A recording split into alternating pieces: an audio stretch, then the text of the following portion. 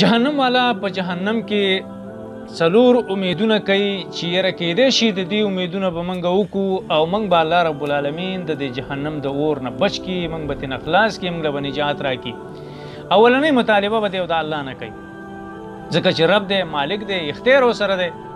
الله رب العالمین ته به ووایي چې ای زمونږ ربه ربنا اخرجنا منها فإن عدنا فإنا ظالمون. یا الله موږ د دې جهنم د اور نه وباسه، که موږ بیا هغه عملونه وکړو چې ته پرې د موږ نه خفه کېږي او ته پرې د موږ نه ناراضه کېږي، هغه عملونه مو وکړو رب العالمین بیا به موږ ظالمانان بیا حقدار د دې چې بیا موږ دلته پراته یو. الله موږ اوس د دې ځای نه وباسه. مطلب دا دی چې دوی د ایستلو اراده لري. الله رب العالمین به ورله جواب ورکړي انکم ماکثون، تاسو به دلته ایساره یاستئ، بس خبرې قال اخسئوا فیها ولا تکلمون. الله به ورته وایي ما سره خبرې مه کوئ، بلکل ستاسو خبرې د ما سره نشته دی، د خبرو حق نه لرئ چې د ما سره وکئ. دیو د رب العالمین نه به ناامیده شي چې الله رب العالمین خو زمونږ دا دعوت او دا خبره الله زمونږ ونه منله، ځکه دنیا کې تا د الله نه دي منلي. اوس ته بار بار الله وایي چې راشه بنده جوړه وکړه، نن ته د الله سره نه کوې، سبا به ته الله ته دا ډېر امیدونه وړاندې کړې، ډېر ارزوګانې به وړاندې کړې، ډېرې د جوړې خبرې به وړاندې کړې، لیکن الله بیا ستا خبره اورېدو ته تیار نه دی. ګوره ځکه چې ته دنیا کې د الله نه اورې، نو دویم دغه به دا وکړي، دا امید به د جهنم د ملایکو هغه جهنم څوکیدار چې کوم مشر څوکیدار د الله مقرر کړی دی هغه نه به مطالبه د دې وکړي چې ته الله رب العالمین ته چې په موږ باندې مرګ راولي او موږ مړه شو، دا مرګ خو دې را باندې راولي که نه چې داسې ژوند د راحت راته نه میلاویږي، مرګ دې را باندې راشي چې موږ مړه شو په دې جهنم کې او د عذابونو نه موږ بچ شو. نو هغه د جهنم څوکیدار به ورته وایي چې انکم ماکثون، تاسو به دلته ایسار یاستئ، دلته به پراته یاستئ، د دې ځای نه تاسو وتلی نه شئ. د دې نه هم ناامیده نو بیا هغه د جهنم څوکیداران چې نور الله مقرر کړي دي دیو به هغې ته ووایي چې تاسو د الله رب العالمین نه سوال وکئ